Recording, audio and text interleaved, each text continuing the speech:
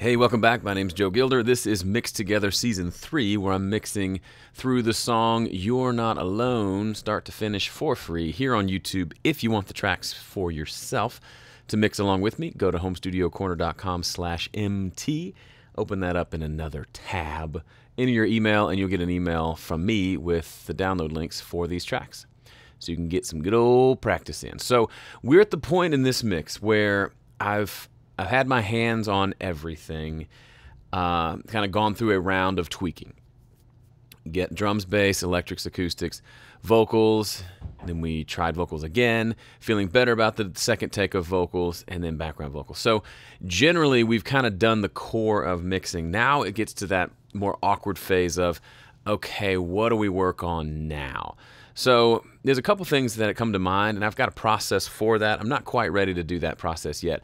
There's one thing in particular towards the, it happens a bunch, but specifically in this last chorus where the drummer's playing like a ride, ting, ting, ting, ting, ting, ting, and it's just stupid loud in the mix. It's cutting through for some reason. We got to figure out where it's coming from and how to take care of that. But in case you're just joining me for the first time, this is where we are in the mix so far.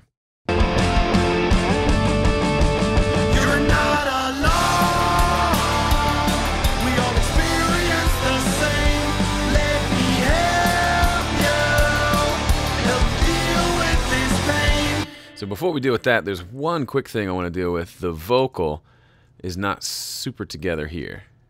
Right here. You're not alone. The second vocal, or this one of these, is coming in too late. So I want to fix that real quick.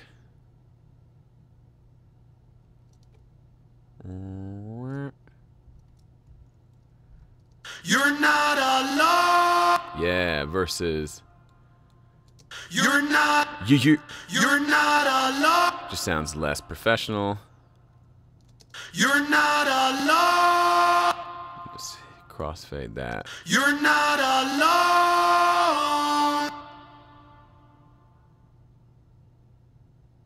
You're not alone. You're not alone. Little things like that can make a big difference. Especially if you get to a point where you're listening out for little anomalies like that, that just a little tweak can make it sound a lot more tight and professional. So back to the task at hand, that tit-tit-tit-tit-tit sound in the drums.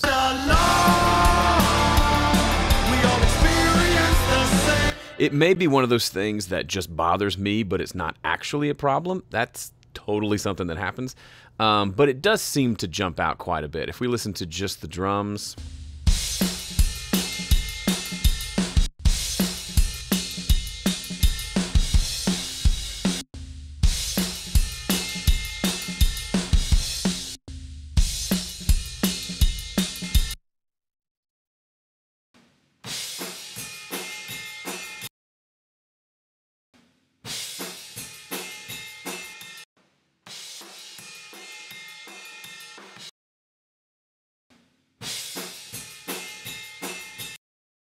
oops, sorry, my mic was muted. That's silly. So it's the far room that I think is the culprit. What I'm going to do is mute it out and see if that cutting through isn't happening as much. No, it's still coming through. Maybe it's just the overhead. Let me mute all the rooms. So let me mute the overhead then.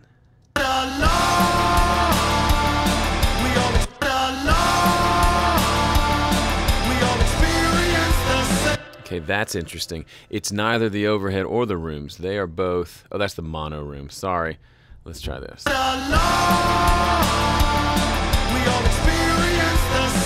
Okay, when I mute out both the mono overhead and the rooms, the sound still comes through. So maybe it's bleeding through the snare mics? Not too bad. Toms? That's it. Let's see what happens when I mute the toms during this section.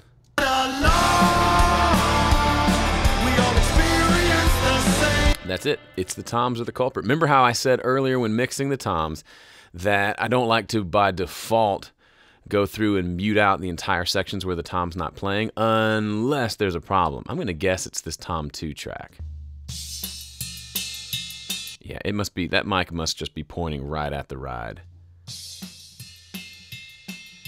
That was not too bad.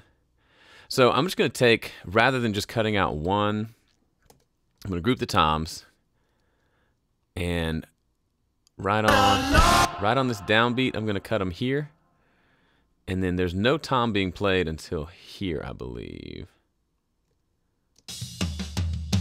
Yeah, so I'll just cut out everything between these two sections. So rather than delete them, in case I want to come back and make changes, I'll just select them, mute them, crossfade them so there's no audible sound.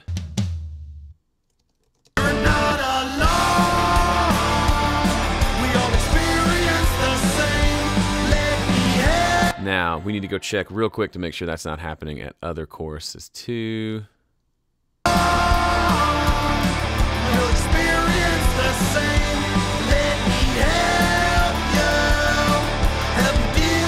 A little bit. Let's go ahead and take care of those two for consistency's sake. So we'll just cut it right here on the downbeat and then come over here and bring them back in right before that tom hit comes in. Now you may be wondering, if tom 2 was the culprit, why cut all 3 toms? I don't know, just because I could hear a fair amount of it in tom 1, so it just made sense to go ahead and just do all 3 as a unit. Let's check here. Yep, I'll just cut it out here as well. So again, you could try to play around with things like gates, expanders to kind of, it's just, you can hear how loud that that ride cymbal is coming through. There's just not much of a chance of being able to really cut it out with a gate.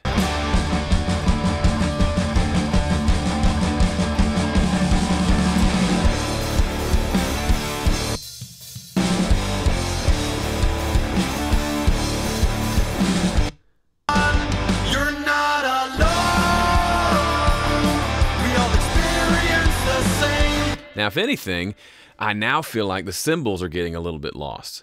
So we didn't realize it at the time, but we were getting a lot of cymbal sound in general through our tom mics, just based on mic placement, the fact that we boosted some top end to really hear the crispness of the toms when the drummer hits the toms. But we're now I've lost a little bit of cymbals. So I imagine pushing up the overhead is going to be the right solution. So let's just try that and see if that gives us a little more of that sizzle that we want. Not alone. We all experience the same. Let me have and feel with this pain. Time changes as we face our own worst, but we learn to rise again. You're not alone. We will clear. I'm not loving the snare sound now either. I don't think it's because of the toms. I think I'm just noticing it now. Let's figure out what we're gonna do about the snare. It's a volume thing, but also it just feels kind of weak. Not alone. We all experience the same.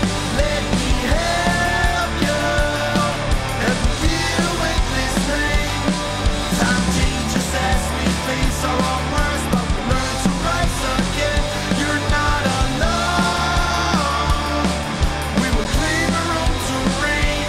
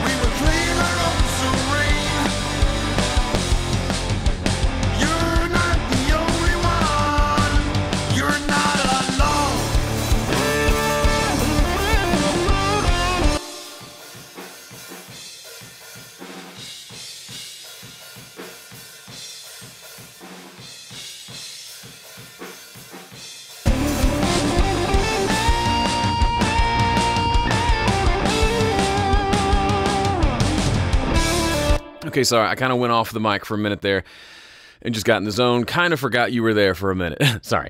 So let me just kind of go over what I did there. So I took the snare mic, which I just wasn't loving the way it was sitting in the mix, and I tried to do as much as I could in the context of the mix, because at this point in the mix, I can come over here and I can solo my drum bus. And we can do that all day, but how it comes through the mix is almost always different than how it sounds in solo. It just, the snare almost always tends to get buried, and we have to come back and address that a little bit. Sometimes with volume, other times with just kind of the tone that's there. So a couple things that I did, found a different ringing frequency to take care of. I was hearing that in the mix, that goo, goo, goo sort of sound. So I went and found that on an EQ on the snare bus. Went to the bottom snare. I felt like I was hearing too much of that. Turned it down a little bit and also rolled off any low mids where I was getting some kind of muddiness from the kick drum and just a little of that ringing again. Went to the top mic and took the EQ down even more, that I had notched out that ringing frequency there. I was still hearing that too much. And the end result sounds like this in solo.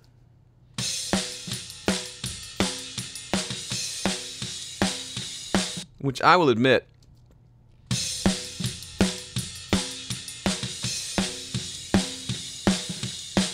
just doesn't sound that great. I even just adjusted the EQ now, but I think in the mix it's working. Because again, we're getting some snare tone here. We're getting a little snare tone here in the rooms. So all that together, I think, is working pretty well. Not alone. We all experience the same. Let me help you help deal with this pain. Time changes as we face our own worst, but we learn to rise again.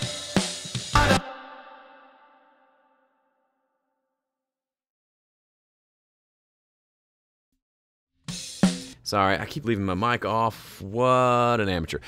This is what the snare sounds like without any of the processing we've done to it. And so with the processing, we've hopefully improved it, gotten rid of some of that ringing. It's just snappier and punchier. If you want a thicker bottom end on the snare, you can try it with EQ. I'm not having a lot of luck with that. One thing you can do, and I'll occasionally do this, is duplicate the track. So I've duplicated that snare track, and then you take that piece of audio and you pitch it down something. So like, go down 7 semitones. Which sounds totally ridiculous, but if you add EQ to it, find the ringing frequency. That will be different now because we've pitched it down.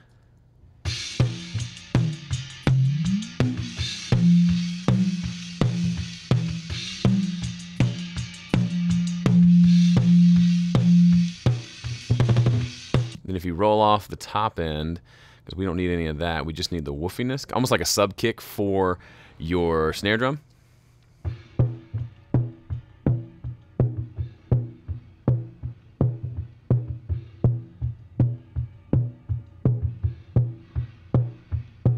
Now, I'll admit that sounds ridiculous, but you blend it with the original snare.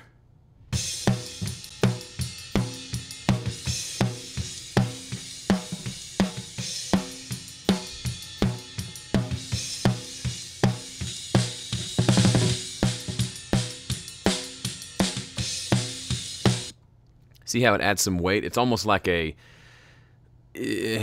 we're creating like a sub. Sorry, I feel like something's not like, okay, sorry. It feels like we're creating almost like a sub-harmonic, if that makes sense. And it kind of sounds cool. Now, do we hear it in the mix? I don't know. Let me turn it on and off in the mix. This is snare top 2. I'll leave it off, then I'll turn it on and see if it makes any difference whatsoever. Not alone. We all experience the same. Let me help you help deal with this pain. Time changes that.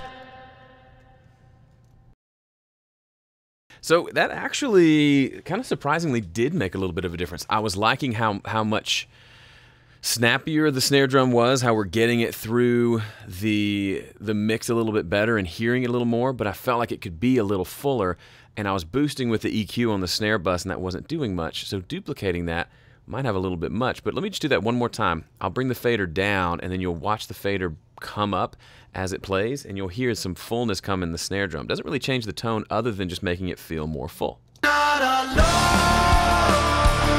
We all experience the same. Let me help you. Help you with this pain. Time changes as we face our own worst, but we learn to rise again. You're not. I mean, that is a redneck way to do it. I'm sure there are plugins that create, like a subharmonic generator, blah, blah, blah, blah, blah. I like doing it that way. It seems to work okay. It doesn't work every time. Sometimes it sounds like garbage, and sometimes you really have to play around with how much you transpose it by. That's 7. Hang on, let me look at the keyboard. 1, 2, 3, 4, 5, 6, 7. So that's down a fifth. So if that note was a C, that's going down to an F. Not that that matters, but I found that going down a fourth or a fifth, so by -5 semitones or -7 semitones seems to work, but a lot of times it's just poking around until something feels right. One thing we should do is, I guess there's a possibility with the pitch shifting that there's phase problems that have been created. So let's just do, I can't talk and move my mouse at the same time. Let's flip the phase of this just real quick to see if it's better or worse one way or the other. Survey says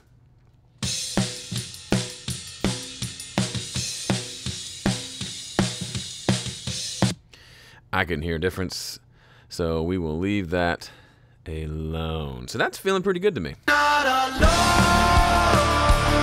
We all experience the same. Let me help you. Help you with this pain. Time changes as we face. One thing I'm wishing I had more of was some sort of a room sound on that snare. We could maybe try compressing the room mic. I think it's going to bring up too much cymbal.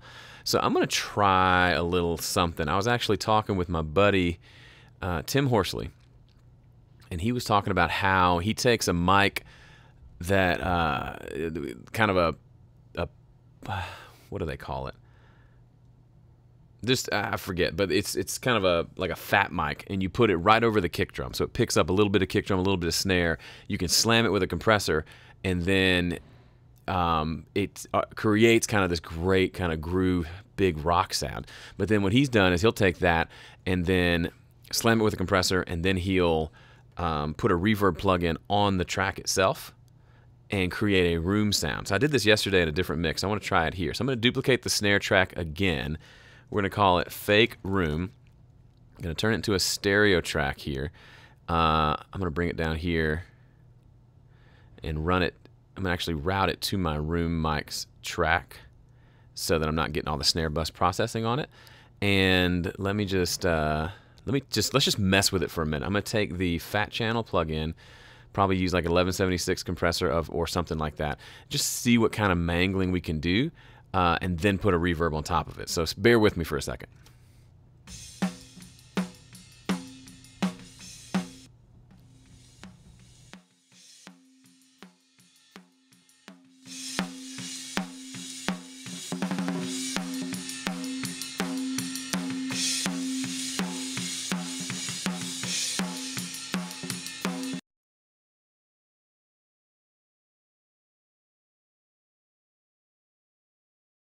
Track,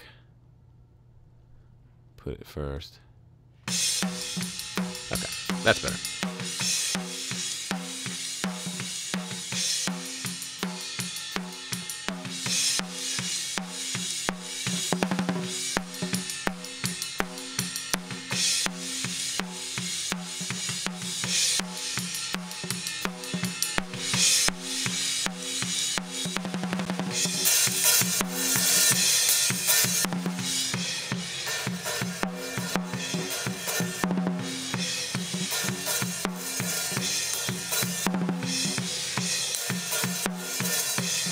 I'm going to take that room mic and copy it over to this track, that room plugin. So room, copying here.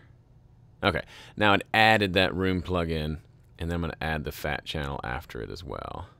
a second fat channel. So on our fake room track we've created, we've got an EQ taking care of the ring.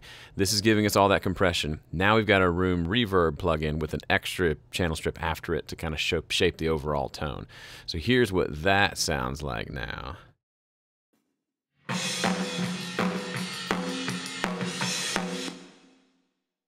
Let's change it to like a plate. I think that would actually just be simpler.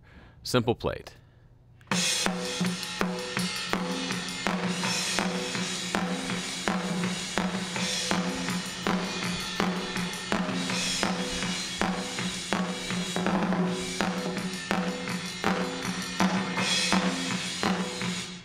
Don't love that. Let's go back to a studio. Large club.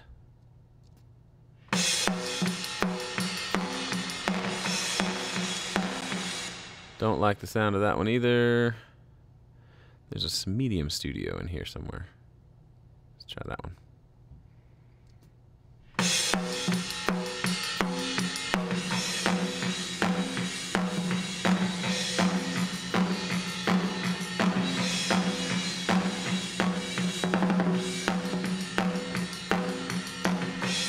So what I'm doing is I'm creating a room sound. This sounds a little, just a tiny bit like a room.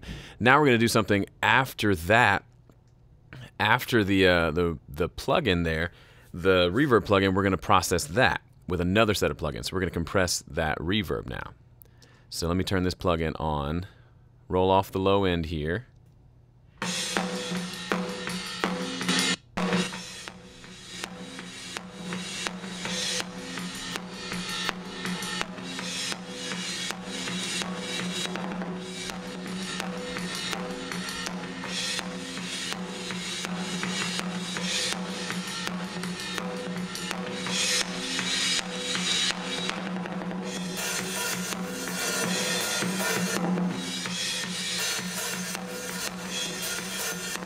Now, this is one of those things, I get to this point in the video and I realize this could be just awful and embarrassing, but we're just going to try it. So now we've got this crazy sounding sort of a room sound.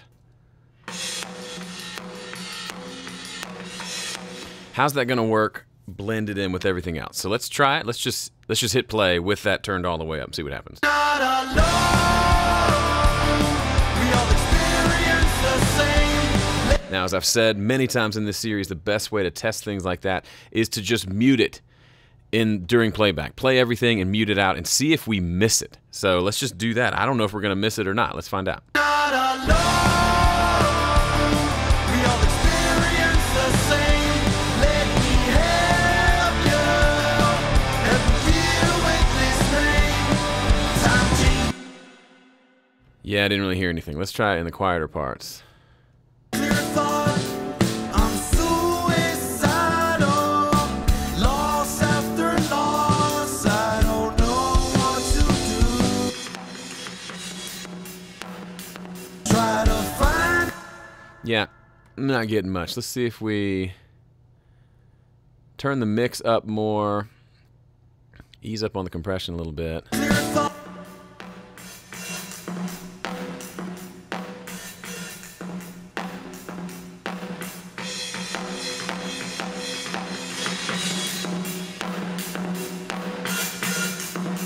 In line, the harder I try, I swear the harder I fall. You're not the only one. You're not alone. We all experience the same. Let me help you and deal with this pain. Time changes as we face our own worst, but we learn to rise up.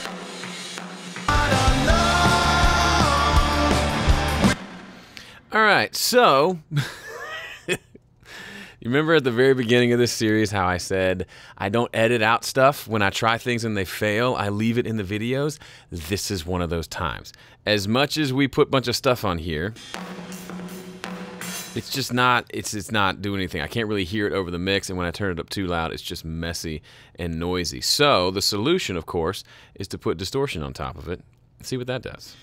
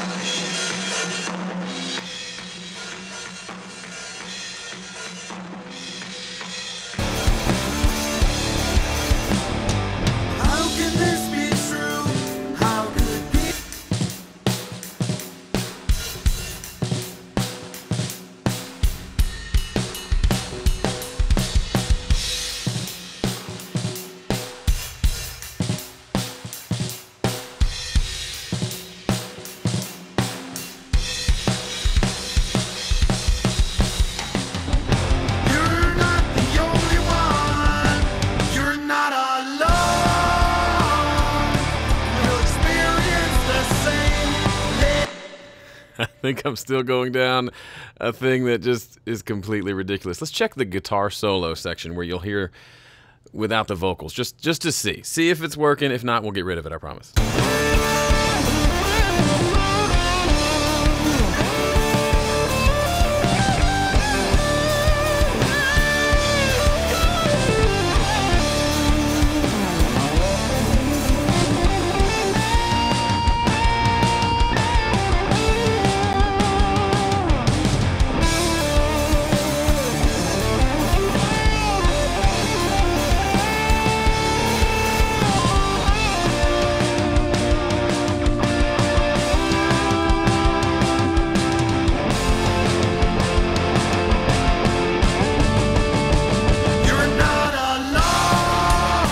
First of all, this mix is killing me. I love it.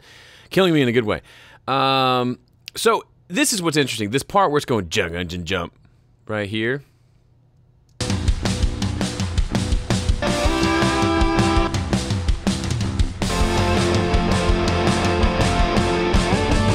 I'm actually, as much as I'm biased and trying to force this to work, which I'm honest about, I do feel like I do hear a different. There's like, it's here it is without that fake room sound.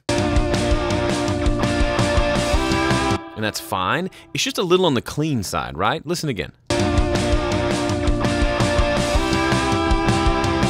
Now, if I add this in, listen to how the drums feel a little more chaotic. Not any muddier, not anything like that, but they just have more openness to them. And of course, there's a little bit of room sound as well.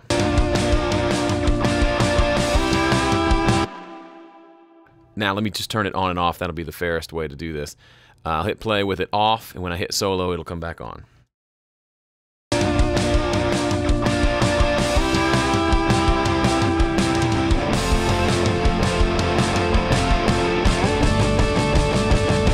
Just added a little extra aggression to everything. The snare felt a little better, even in the full mix. It's a total ridiculous thing to do, but that keeps it fun, right? So here it is, everything in the mix with no fake room, and then I'll add it back in just to one more perspective.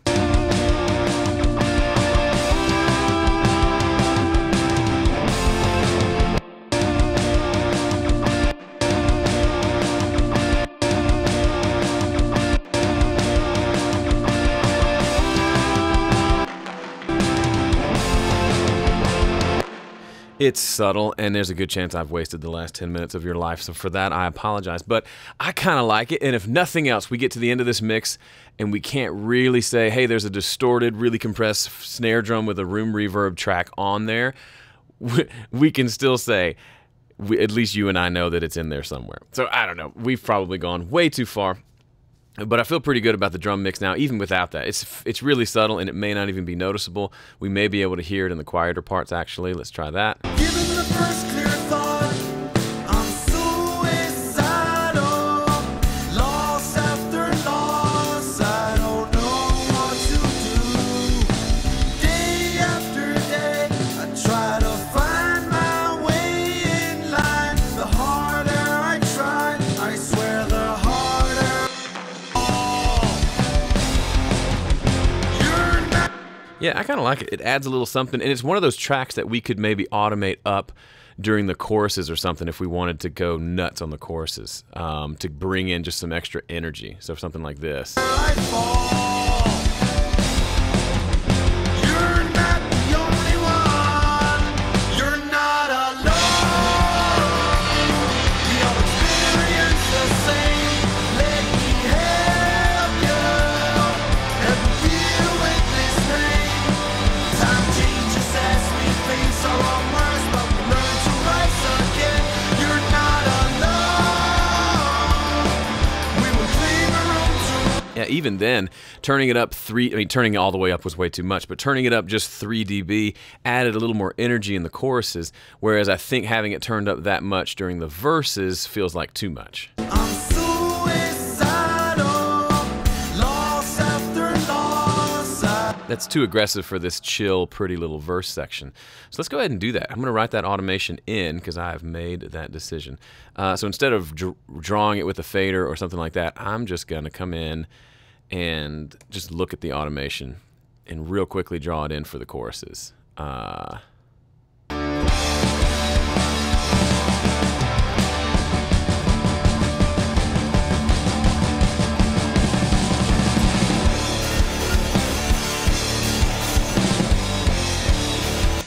Easier thing would be to actually go ahead and turn it up, because it's going to be up for most of the song, and then turn it down for the other section. So it's at negative 2.6. Let's just turn it up to, we were what, about right here for the loud parts. So that's where the volume is. Then I'll just go find the verses, which I should have markers in my session. I will completely grant that to you. But I get caught up in mixing. I don't think about some of that stuff sometimes. So the verses are here. Given the first clear thought, given the Right, meow to here I fall. to right there. So let me select that,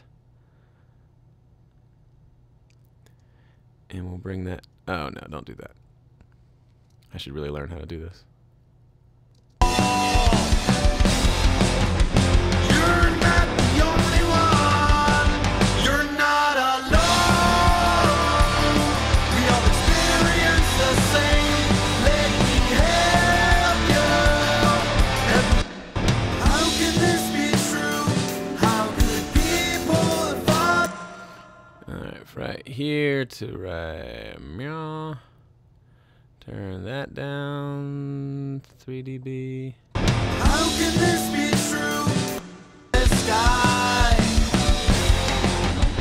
You're not the only one. Okay, I know that was embarrassing. I haven't used that tool in a while. There are other easier ways to do that.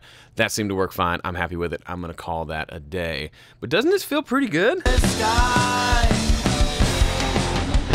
You're not the only one. You're not alone.